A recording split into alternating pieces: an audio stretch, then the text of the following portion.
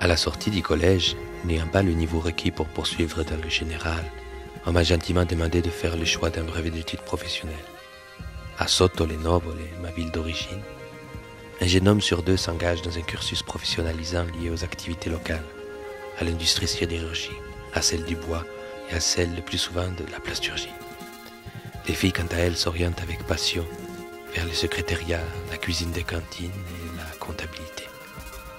Tout s'est fait sur place.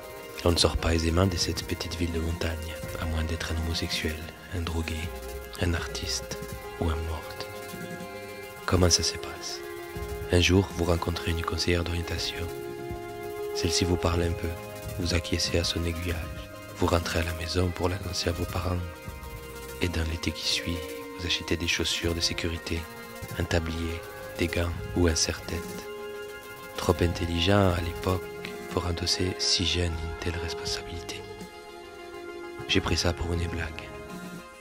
D'ailleurs, j'ai bien fait. Remarquez, je serais peut-être un chef d'équipe dans une usine à bouchons de pommeaux de levier de vitesse. Sur la liste restreinte des voies de garage qui devaient influer de manière considérable sur mon avenir, une formation m'a littéralement sauté au visage. Il s'agissait d'un BEP VMA, vêtements sur mesure et accessoires. Tiens, je voyais poindre la possibilité d'apprendre la couture. Je n'y avais jamais songé. J'ai flairé bon.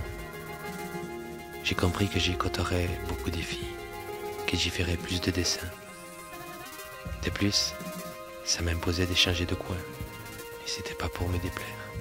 Dole, pourquoi pas, aux portes de la Bourgogne, pas loin de Dijon, à 500 lancers de boules de neige de Besançon. Je signe. Je suis couturier. C'est mon premier métier.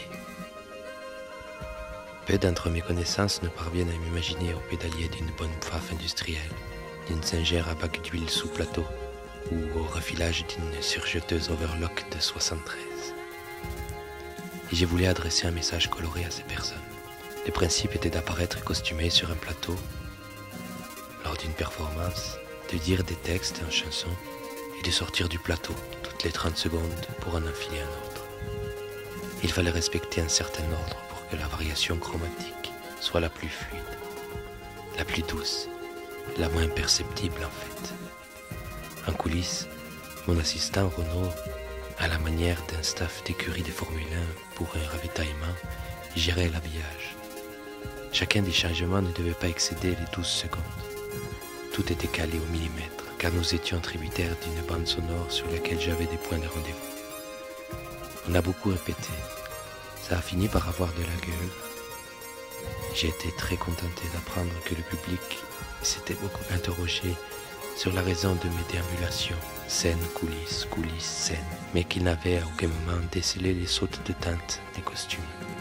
D'un bleu marine à un rouge sang, passant par un blanc pur, sans que personne n'y voie rien. C'est bien toute l'illusion dont je suis capable.